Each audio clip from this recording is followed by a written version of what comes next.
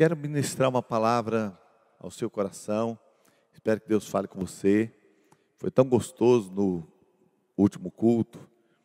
Mas imagine que você possa viver tudo o que Deus sonhou a seu respeito. Que você experimente o sobrenatural. Que você tome as asas da conquista. Que você voe alto. Imagine você vivendo a vida cristã de acordo com o que o céu planejou. As pessoas olham para você e dizem: poxa, ele está vivendo algo que extrapola o ordinário. Você se liberta deste ambiente onde você está prisioneiro de realidades que te oprimem e começa a viver algo que você fala: meu Deus, não sabia que poderia ser tão poderoso. Bom, este é o plano de Deus para você.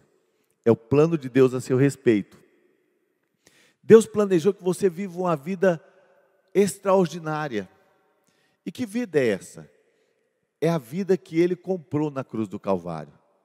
Agora, a palavra do Senhor diz que você nasceu de novo. Quando você nasceu de novo, você foi criado como ser espiritual. Não importa como foi o seu corpo, como é que veio a carcaça. Se você veio com 50 anos, com 30, com 40... E alguém olha e fala: poxa, um homem velho, e a gente teve que ficar cuidando. Bom, talvez você está num corpo já de idade avançada. Mas se você nasceu de novo, o seu espírito foi recriado, e a Bíblia chama este novo nascimento, e diz que você é uma criancinha recém-nascida, e que você deseja, como criança recém-nascida, o leite racional pelo qual você vai crescer. E a palavra do Senhor diz que você vai experimentar coisas grandes em Deus. Acontece que mesmo este milagre sobrenatural tendo acontecido na sua vida, infelizmente você ainda tem uma mente que foi programada durante muitos anos. A sua mente, ela dita como você vai viver através do seu temperamento, de toda aquela carga emocional, de sua herança familiar, de sua herança cultural, das suas crenças, das suas crendices, dos seus encontros e desencontros. E a palavra do Senhor dá uma resposta sobre isso. A Bíblia diz que nós precisamos experimentar a renovação da nossa mente. Bom, eu ouvi uma mensagem do Paul Yong-Soo, e eu ouvi essa mensagem, olha, no mínimo, eu acho que pelo menos 3 ou 4 vezes completa. Mas eu acredito que eu ouvi muito mais vezes, porque eu fui ouvindo um pedaço, ouvindo outro. E de vez em quando, eu olhava tanto os outros títulos de mensagem, e estava atraído por eles, mas no meu tempo com Deus, eu ficava ouvindo, e ouvindo, e ouvindo, e ouvindo de novo. Porque eu sabia que tudo que ele estava falando já pertencia ao meu conhecimento. Eu sabia que não era uma informação que eu não tinha na minha mente, mas era uma informação que eu ainda não tinha processado no meu espírito. Alguma coisa que a gente conhece de verdade, nem sempre está introjetada no nosso espírito de tal maneira a gente viver na prática. E o evangelho que você não pratica produz em você o mesmo efeito que o evangelho que você nunca ouviu, o evangelho que você não conheceu. Então eu fui muito impactado, porque ele estava falando sobre a renovação da mente. E todo mundo sabe que quando a gente vai falar sobre pensamentos novos, sobre mente renovada, porque eu não sei se você sabe, mas nós somos conduzidos pelos nossos pensamentos. Se eu perguntar quem dirige a sua vida, talvez você possa dizer as circunstâncias. Depende do país que eu estou, depende das circunstâncias que eu estou vivendo, ou as emoções. Não. Quem dirige as nossas vidas são os nossos pensamentos, eu vou te mostrar isso na Bíblia. Mas, as nossas circunstâncias, elas sempre nos dão opção de escolher. Nós sempre teremos opção de escolher. Por isso, lá na cruz do Calvário, 2 ladrões, sob as mesmas circunstâncias, fizeram escolhas tão distintas que apontaram o destino deles completamente distinto também. Eles saltaram para a eternidade diante de uma escolha sobrenatural. E nós também vamos fazer uma escolha a cada encruzilhada da vida. Então eu vou começar lendo para vocês Romanos capítulo 12. E vamos abrir em Romanos capítulo 12. E depois eu vou ler para você mais um outro texto. Bom, todos acharam Romanos 12? Quem não achou, olhe para a parede. Uau, Eliel, você agora está espertão, né, Eliel? Parabéns. No outro culto eu falei: olhe para a parede. Eles olharam e falaram: o que aconteceu?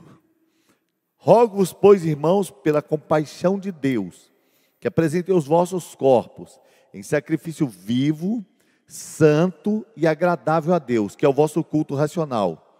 E não vos conformeis com este mundo, mas transformai-vos, em outra tradução, não vos conformeis com este mundo, mas sede transformados, pela renovação do vosso entendimento, ou da vossa mente, para que experimenteis qual seja a boa, agradável e perfeita vontade de Deus.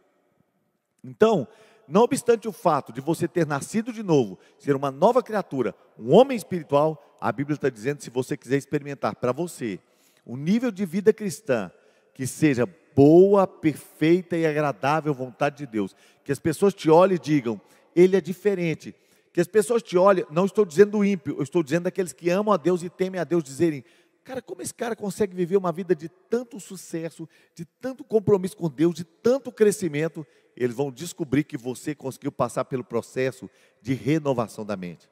Agora é interessante que a renovação da sua mente não é algo, porque olha que interessante, de vez em quando a gente pensa, pelo fato que eu sei destas coisas, automaticamente a minha mente será renovada. Também nós pensamos, quanto mais eu acumulo conhecimento, quanto mais eu sei a palavra, e isso é verdade, mais a minha mente é renovada. Sim, a nossa mente é renovada pela palavra. Mas, mais do que isso, a renovação da mente é um esforço continuado, é trabalho, é conscientização e intencionalidade que te leva a trabalhar para que os seus pensamentos se conformem com os pensamentos de Deus. Porque de vez em quando a gente não pensa no que está pensando. E a gente deixa a nossa mente como se fosse um carro solto. Você sabe que a sua mente não para nem quando você está dormindo? Imagina que você tivesse um carro assim, que no final do dia você estaciona ele na sua porta e diz, vou dormir, mas não vai muito longe não, hein? E o seu carro... Bom, a nossa mente é assim, você está dormindo e ela está funcionando. Vem sonho que você não queria, vem sonho que você queria, vem pesadelo. A mente continua funcionando. E de vez em quando a gente deixa a nossa mente funcionar reativa. Ela funciona dando resposta às questões que nós estamos ouvindo, às situações que nós estamos vivendo. E aí nós paramos de viver renovando a nossa mente para experimentar o que Deus diz, né? A boa, perfeita e agradável vontade de Deus. Agora, olha o que a Bíblia diz em Efésios, no capítulo 1, no capítulo 2, do versículo 1 a 3. Olha o que diz em Efésios 2, 1 a 3. E vos vivificou, estando vós mortos em ofensas e pecados. A Bíblia está dizendo o novo nascimento. Você estava morto em ofensas e pecados, e veio o Senhor e te vivificou. Em que noutro tempo andaste segundo o curso deste mundo. Você estava andando de acordo com as coisas que o mundo faz. Segundo o príncipe das potestades do ar. O mundo está andando de acordo com o príncipe das potestades do ar, que é um espírito maligno, que é um demônio.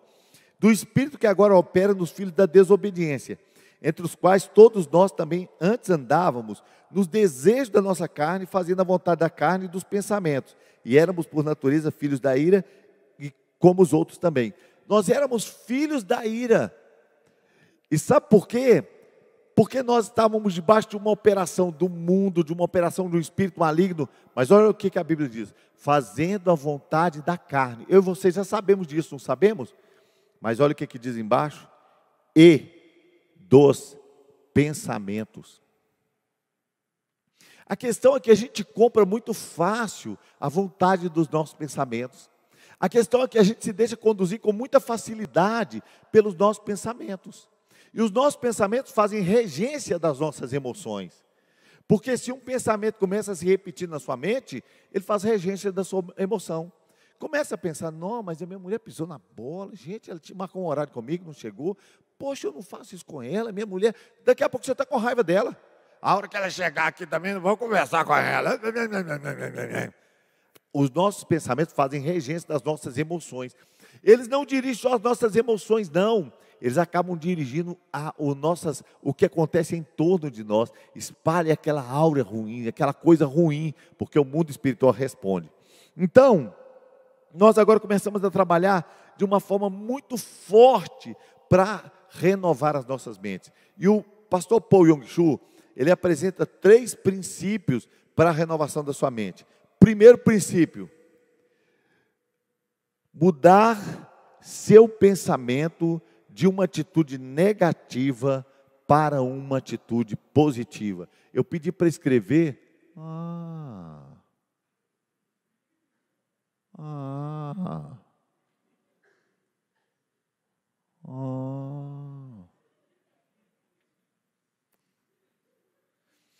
Eu vou fazer um esforço mental aqui, um pensamento positivo na parede.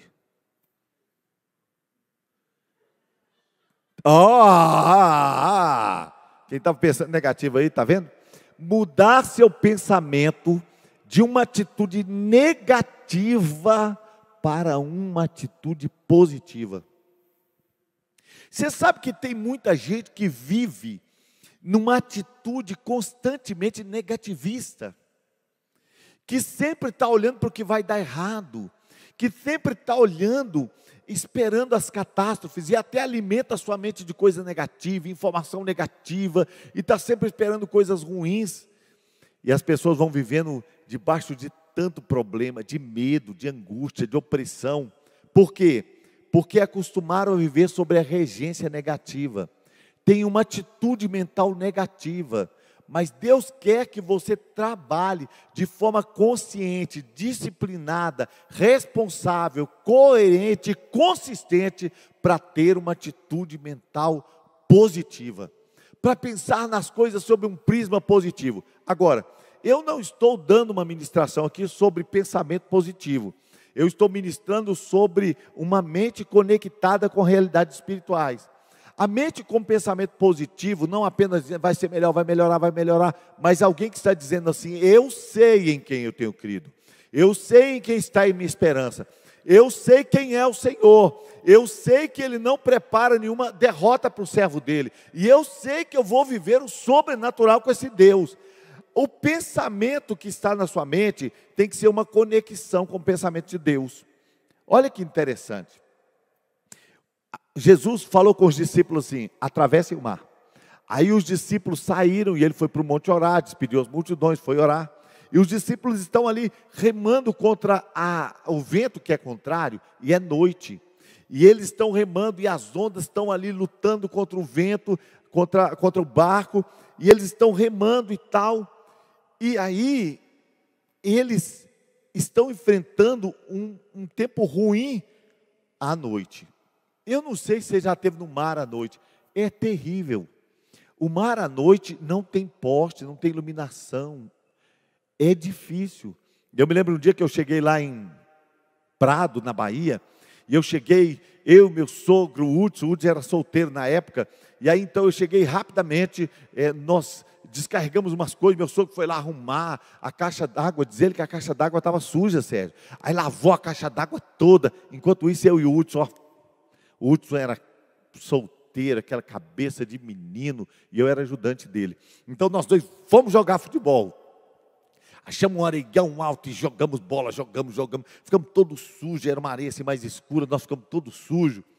E aí, já tinha anoitecido, a gente tinha viajado muitas horas, mas aquela fome de desfrutar tudo. Falei, vamos agora no mar, a gente toma um banho de mar e chega lá já de banho tomado, vamos. Aí chegamos assim, estavam aquelas ondas altas, numa praia lá de Prado, que eu não sei qual é, e de repente nós, tchum, na água, que delícia. Quando eu levantei, aquela escuridão, aquelas ondas rugindo, irmãos, parecia que era só tubarão que tinha naquele lugar. Naquela hora eu já estava nadando assim, juntando os tubarões assim, pensando, o que eu estou fazendo aqui? E esfregando assim o corpo, e doido para sair da água. Rapidamente eu saí. A coisa mais terrível que tem é estar no mar quando está escuro. É muito complicado. Aí cheguei em casa, meu sogro tinha lavado a caixa d'água, estava bravo com a gente. Aí foi encher a caixa d'água, descobriu que a água era amarela mesmo, era uma água assim amarela, esquisita. Então nós ficamos ali naquela praia. Mas os discípulos estavam lá naquele mar escuro, e de repente, andando sobre o mar, aparece Jesus. Estão lá os 12 que vão impactar o mundo, que vão transformar as nações, cheio do poder e tal. Aí eles, que medo! E correr para onde? Não tem para onde correr, aquele desespero no barco, um passa para lá, empurra para cá. E Jesus sabe o que disse? Não tenham medo. Irmão, Jesus, acho que era uma das palavras que mais está na boca dele. Não tenham medo, porque Jesus sabe que o medo faz oposição à fé, que o medo faz oposição ao amor. Onde há medo, não opera o amor. E Jesus, ele tem tanta compreensão. Jesus não é aquele pai que gosta de fazer medo do filho, que diz, não vai não, menina, ó o tutu. Não. Quando aquele homem pediu a Jesus para curar a filha dele, e veio alguém bater o nome dele e disse, não perturba mais o mestre, sua filha está morta. Jesus falou assim, não temas, crê somente. Quando Jesus ouve os discípulos gritando, em vez de ele dizer, para com isso gente, calé, sou eu mano. Ele diz, não tenham medo. O tempo todo o céu nos dá uma ordem dessa. Ele diz, sou eu. E quando Pedro ouve, Pedro está vivendo uma mentalidade de medo, uma mentalidade negativa. Meu Deus, que coisa terrível, estamos no mar, um fantasma. E agora, Jesus diz, não tenha medo, sou eu. Sabe o que acontece? Imediatamente ele tem uma mentalidade de fé. Quando ele ouve a voz do Senhor, quando ele ouve a palavra de Deus, a mentalidade muda. Ele diz, se é o Senhor, então me manda ter com o Senhor. Ele diz, vem. E aí então ele sai andando sobre o mar, dizendo, olha quem sou eu, andando sobre o mar, olhando para Jesus, eu e o Jesusão aqui, será que alguém já bateu uma foto, quantos likes eu vou receber? E está lá Pedro todo empolgado, e a Bíblia diz que então, fitando os olhos, tirou os olhos de Jesus, olhou para o vento, para as ondas, e diz a Bíblia, que ele então muda outra vez a mentalidade. Existe uma mentalidade do céu, uma mentalidade com regência na palavra de Deus, uma mentalidade com regência na fé, e existe uma mentalidade que é humana. Ele olha e diz, gente, o que eu estou fazendo? Homem não anda sobre as águas. Por que eu estou aqui no meio desse mar? O que eu vim fazer aqui? Essas ondas, o negócio está perigoso. E aí ele começa a afundar. Você sempre vai ser desafiado pela sua realidade, a viver na mesma mentalidade secular. Então Pedro começa a afundar e Jesus vem para o socorro dele. Vez por outra nós vivemos a vida assim também. Nós começamos numa atitude positiva, estamos olhando numa atitude de fé, mas de repente, quando a realidade já vem para nós, quando o diagnóstico é negativo, quando o médico dá uma palavra errada para nós, a gente começa a afundar na nossa própria fé, porque a gente firma os nossos pés na realidade, e a realidade não nos sustenta. Muitas vezes olhamos em redor e não há nenhuma realidade que nos sustente, o que nos sustenta é a nossa fé. Então, queridos, sabe o que acontece? Paul Yong-Chu contou uma experiência interessante. Ele disse que tinha um médico ateu que vivia perturbando ele, falava muito mal da pregação dele, falava muito mal da sua fé. E aí ele disse que aquele médico, ele era ateu, mas ele teve um derrame. E aí ele ficou completamente paralítico. E quando ele ficou paralítico, aí ele lembrou de Deus. Porque você sabe que todo ateu, quando diz que é ateu, diz, eu sou ateu, graças a Deus. Então assim, enquanto o negócio está bom, a gente consegue ser ateu. Quando tem zebrou, a gente fala, meu Deus, tem misericórdia. Então ele foi à igreja de Paul Yong-Chu, e Paul Yong-Chu orou por ele, e ele foi completamente curado, e ele sai dando passos firmes, curado. Toda a igreja aplaudiu, ficou todo mundo maravilhado.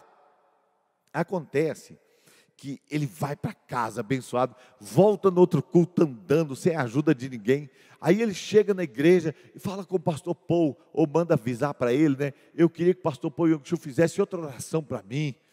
Aí o pastor, era pastor, claro, da maior igreja do mundo, não conseguiu naquele dia fazer aquela oração por ele, e ele volta para uma atitude negativa. E aí ele sai dali, numa atitude negativa, não recebeu a oração da fé, e quando ele chega na porta, ele cai. A mulher dele tem que chamar a ambulância, e ele volta a ficar paralítico. Eu fico imaginando quantas pessoas perdem o milagre, porque eles vivem oscilando. Eles vivem entre uma mentalidade do céu, mentalidade da terra, mentalidade do céu, mentalidade da terra. A Bíblia diz que nós que somos do alto, devemos pensar nas coisas do alto, onde Cristo está sentado. Nós temos que pensar nas coisas que são de cima, porque nós estamos assentados com Cristo em Deus, e nós temos que pensar nas coisas que são de cima. E de vez em quando nós temos uma mentalidade que ela é terrena. Ela está tentando nos arrastar para esse lugar, e nos faz viver com medo, mas Deus quer que você viva uma mentalidade conectada com o céu. Você sabia que você tem a mente de Cristo? E a Bíblia diz que nele estão escondidos todos os segredos da inteligência e do conhecimento. Todos os mistérios da inteligência e do conhecimento estão escondidos em Cristo Jesus, nosso Senhor. Por isso você tem uma mente de Cristo. Sabe o que significa isso? Que você tem conexão com o céu. Quando você diz, alô Google, o que é cavalo manga larga? Ele te responde. Quando você diz para o céu, alô céu, eu preciso me conectar com a realidade espiritual. Também funciona mais ainda. O nosso problema é que às vezes nós estamos desconectados, estamos sem rede. Por quê? Porque escolhemos pensar nos ambientes da terra. Deus quer te levar a pensamentos do céu. Isso não é saber que isso acontece. Eu estou pregando isso aqui para você, provavelmente você pode se esquecer. Mas anote isso que eu estou falando, coloque na sua geladeira, coloque na porta, coloque em todos os ambientes. Vá para a internet, ouça essa mensagem de Paul Yong-Chu e viva isso que eu estou falando, porque vai mudar a sua história. É sobrenatural experimentar isso. A segunda coisa que ele diz foi o seguinte: você precisa treinar-se constantemente a fim de pensar em termos de milagre. Treinar-se constantemente a fim de pensar em termos de milagre. Irmãos, eu mandei colocar aqui para você ficar olhando, para você enxergar, talvez até anotar. Porque muitas vezes nós temos aquela mentalidade que ainda não pensou no milagre. Você sabe o que é milagre? Milagre é a intervenção do sobrenatural para atender a uma necessidade sua. Na maioria das vezes, o milagre vem porque nós estamos com uma necessidade, um clamor pela nossa casa, um clamor pelo nosso filho, um clamor pela nossa saúde, um clamor por um milagre financeiro, e nós estamos precisando de uma intervenção do céu. Escuta, é possível crer em milagres, sem crer que de fato vão acontecer nas nossas vidas. É possível acreditar num Deus poderoso, acreditar num Deus que faz milagres, acreditar num Deus que move o sobrenatural, sem acreditar que vai acontecer na nossa vida. Dizer, isso é para missionário, aqueles irmãos lá, como Deus ajuda na vida dele. Tem gente que Deus parece que é até predileto, mas comigo parece que nunca acontece. Meu irmão, não adianta você ficar tentando fazer charminho com Deus. O ladrão tentou na cruz e perdeu a eternidade. Senhor, se tu és o Cristo, salva a ti mesmo e a nós também, porque minha mão está doendo demais, esses escravos, não sei mais o que. Deus não atende essas coisas, Deus atende a demanda da fé. Você precisa ser daquelas pessoas que estão acreditando e colocar sua mente em direção a isso. Treinar-se constantemente, treinar-se intencionalmente, treinar-se diariamente, a fim de pensar em termos de milagre. A diferença de pensar em termos de milagre e pensar na mente natural, é que a mente natural te aponta todas as dificuldades, te dá todos os motivos para não crer. Jesus estava com uma multidão, eles estavam lá reunidos, e Jesus disse, como é que vamos dar comida para todo mundo? Aí o Filipe falou, Senhor, não sei se o senhor percebeu, mas é um deserto. E aqui tem 5.000 homens, deve ter umas 20.000 pessoas, porque falta mulher e criança para contar. E disse, olha, se nós tivéssemos 200 denários, não seria o suficiente para comprar pão. E se a gente tivesse dinheiro para comprar, onde a gente achar uma padaria? A escola de Filipe. E sabe o que aconteceu, irmãos? De repente, chega o André, uma escola da fé, diz, Senhor, olha aqui, tem 5 pães e 2 peixinhos. Às vezes nós apresentamos para Deus o que parece que não é o suficiente. Mas você já notou que Deus sempre gosta de fazer um milagre a partir daquilo que a gente oferece? Ele vai para o Egito e diz, vou fazer um milagre com o cajado que você está na mão. Ele vai lá na viúva e fala assim, pega um pouquinho de azeite que está na botija. Ele está sempre pegando aquilo que nós temos para oferecer. E Ele vai fazer o milagre a partir daquilo que nós oferecemos para Ele. E é interessante que isso fala sobre olhar para o que nós temos, acreditando nas possibilidades do céu.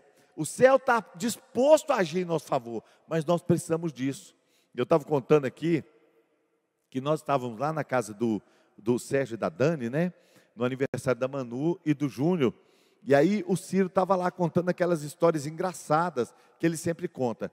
Nós estávamos em uma mesa, nós tínhamos juntado 3 mesas, e na mesa ao lado estava o sonzinho. Então estava assim um som acontecendo, e a nossa mesa bem barulhenta, conversando, e as outras mesas em volta, então estava um ambiente barulhento. E o Ciro contando que quando ele era, contando sobre o fato de ele ser surdo. O que aconteceu é que o Ciro, quando bebia, o Ciro é irmão do pastor Sérgio Tomé. Ele estava em uma festa daquelas rock pauleira mesmo, e ele bebeu tanto que ele teve como um desmaio, um coma alcoólico, e ele caiu dentro de uma caixa de som, assim, ó. Ele caiu lá dentro da caixa de som, e aquela música, bam, bam, bam, bam, bam. E o pessoal, nossa, o Ciro está curtindo pacas essa música. E o Ciro estava desmaiado lá dentro daquela caixa de som. E ele disse que ele ficaram achando que ele estava curtindo a música, ele a noite inteira dentro da caixa de som, e aí o ouvido dele estressou, diz ele que é como um elástico que você puxa e ele fica assim, todo enrugadinho, perde alguma coisa aconteceu dentro do ouvido dele parecido com isso. E aí, o Ciro parou de ouvir normalmente. Então, a filha dele está, mas, papai, eu vou parar de dirigir que a mamãe está me xingando. Ela tá, eu nem estava ouvindo. O Ciro é sentado na frente, mas ele ouve mais quando ele faz a leitura labial. Aí, o Ciro contando aquele monte de história, que lá aqui no culto a gente conta uma história, todo mundo ri, ele pergunta o que ele falou, o pessoal não ouvi também não, ninguém quer dar atenção para ele, e ele contando aquelas histórias engraçadas, e eu conheço o Ciro há mais de 20 anos. Ciro é filho de um pastorzão, Sérgio Tomé, o pastor João Tomé, e essa Dani, ela dá pitaco na minha mensagem, o dia que ela vem é impressionante, mas ele obrigado, Dani. Eu lembro um dia que eu estava aqui pregando, e eu falei uma coisa, e eu não sei nem como ela sabia o resto, e emendou de lá, eu falei, você estava lá? Impressionante. Mas o que acontece, aí ele estava lá, eu perguntei para ele, Ciro, alguém já orou pelo seu ouvido para você ser curado? Ele disse, não. Gente, anos que eu conheço, tanta gente que conhece, rindo das mesmas piadas, das mesmas histórias, e nós nunca aplicamos o nosso coração em direção ao milagre. Nós nunca acreditamos no milagre para ele. Aí eu chamei a minha esposa, falei, Elaine, vamos orar por ele. Nós pusemos as mãos sobre o ouvido dele, a festa continuava, a música estava tocando, só a nossa mesa que estava realmente orando com a gente. Oramos pelos ouvidos dele, e aí eu falei com ele, eu dei um passo para trás e falei, Ciro, você está me ouvindo? Aí ele disse, estou. Aí ele de costas para mim. Aí eu disse, repita o que eu vou falar com você. Dei mais um passo para trás e perguntei, Ciro, você continua me ouvindo? Aí ele repetiu, Ciro, você continua me ouvindo? Aí eu dei mais um passo para trás e perguntei para ele, Ciro, você ainda pode me ouvir? E ele foi respondendo, até que eu fiquei longe demais realmente, estava muito barulhento o ambiente, ele não ouviu. Mas ele ouviu assim muito para trás, o que ele não ouvia de jeito nenhum. E aí ele falou, eu encontrei com ele e falei, Ciro, e aí como estão os seus ouvidos? Pastor, estou completamente curado. Você sabe, irmãos, que quando a gente é curado, quando a gente aceita Jesus ou quando a gente é curado, a gente precisa de duas confissões. A primeira confissão quando você aceita Jesus é no meio da igreja que te aplaude, que fala, que lindo, sua vida nunca mais vai ser a mesma, glória a Deus. A segunda confissão é no meio dos seus amigos, que te critica, credo, cara, você agora é crente, que nojento. É no meio dos seus parentes que não querem mais falar com você. A gente precisa de duas confissões. E com relação ao milagre também, quem quer viver do milagre, ele tem que fazer duas confissões. Você pode notar que Jesus curava as pessoas, falou com o moço assim, levanta, toma a tua cama e anda. Aí ele começou a carregar a cama, estava na cama há 38 anos, passa o cara, onde você vai com essa cama? Eu estou indo para casa. Mas você não sabe que é sábado, dia de descanso? Cara, eu estou nessa cama há 38 anos, você quer que eu descanse hoje? Ele falou, olha, quem me curou, mandou carregar a minha cama.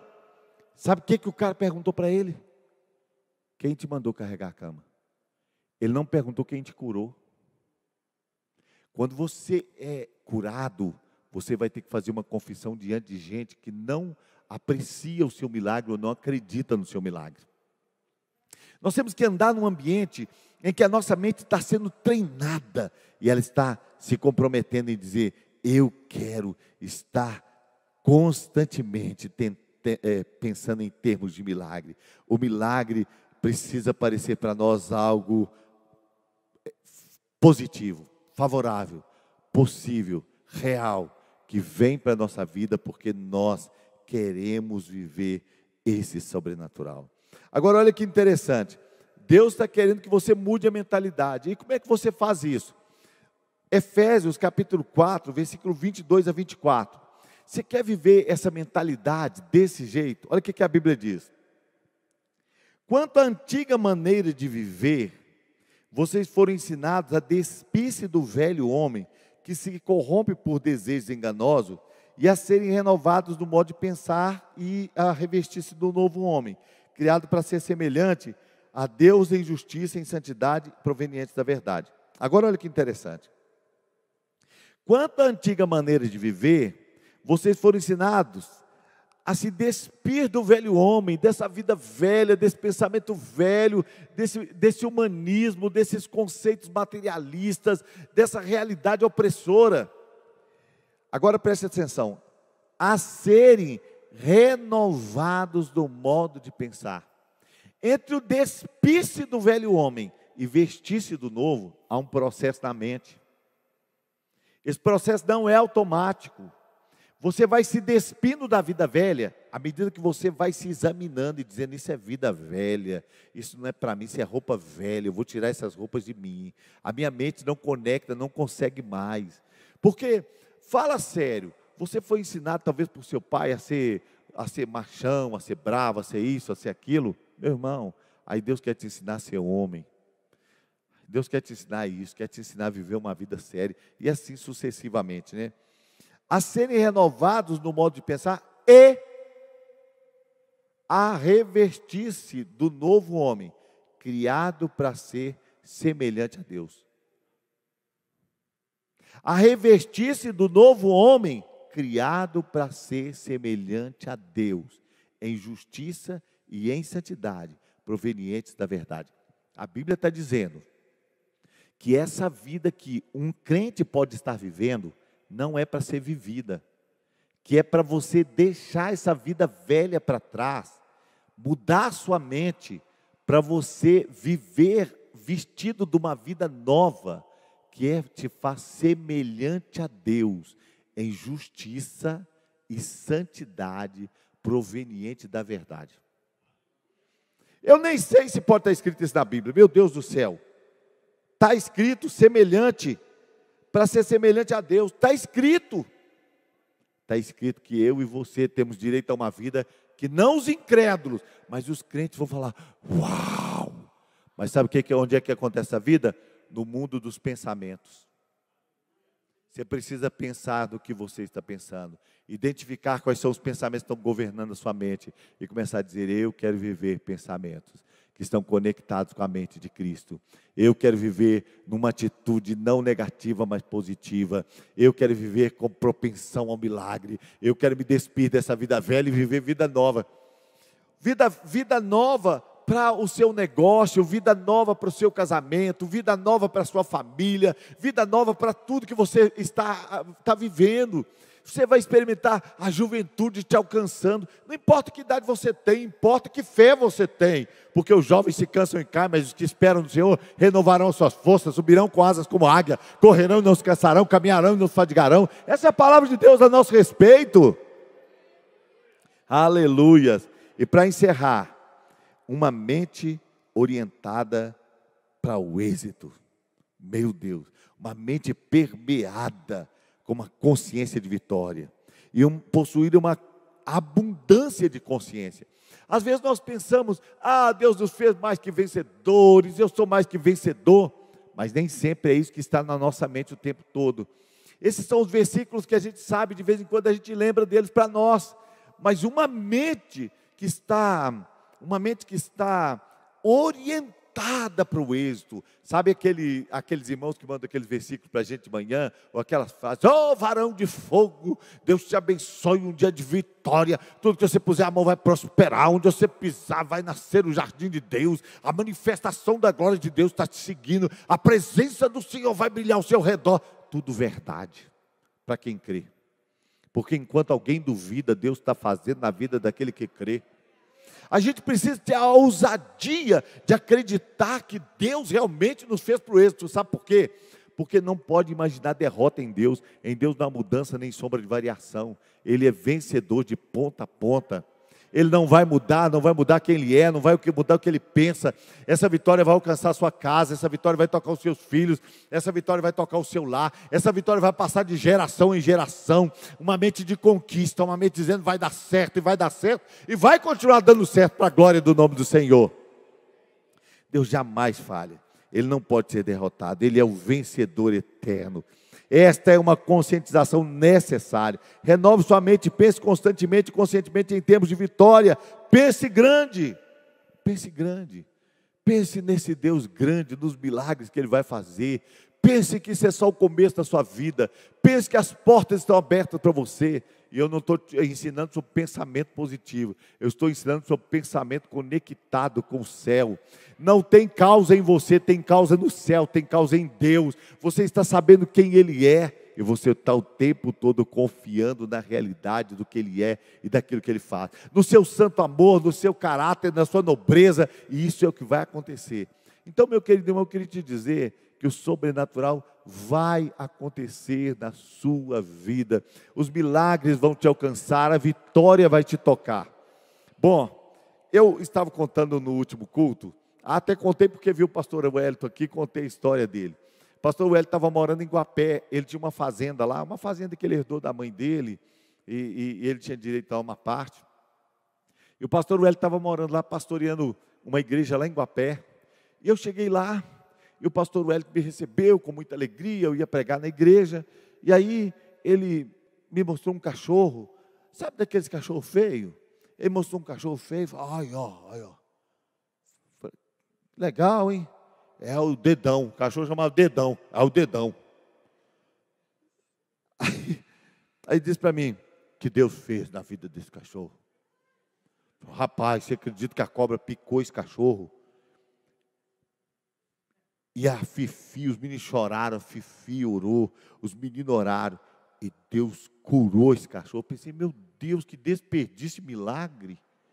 Pensei, não, sério que Deus fez isso?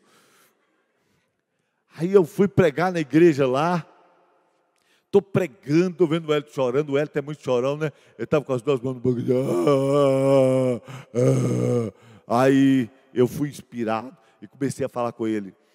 Deus curou aquele cachorro. Quando você me contou, eu pensei um desperdício, milagre, mas não é. É a manifestação do amor de Deus. Porque se Deus não esqueceu do Dedão, Ele está lembrando de você. Ele vai cuidar de você. Ele vai abençoar a sua vida. Irmão, pensa no cachorro do pastor Wellington, que foi curado de uma picada de cobra. Se Deus vai esquecer de você, irmão. Irmão, pode te olhar no espelho com ousadia e dizer, eu sou muito mais bonito que o Dedão. Pode, irmão, pode. E pode dizer, eu sei em quem eu tenho crido. Existe um Deus que me ama, que faz o sobrenatural, e Ele tem mudado. Nós vivemos sob a regência de princípios espirituais. Quem você é em Deus é um fato. Como você vive em Deus é uma escolha. Quem você é em Deus é um fato, mas como você vive em Deus é uma escolha, é uma decisão. É por isso que a gente às vezes encontra com pessoas que escaparam. Eles olham para a sua própria família e dizem, eu não me reconheço mais nos pensamentos deles. Meu Deus, eu ando com os meus irmãos, com a minha mãe, com a minha tia. Eu falo, meu Deus, que pensamentos.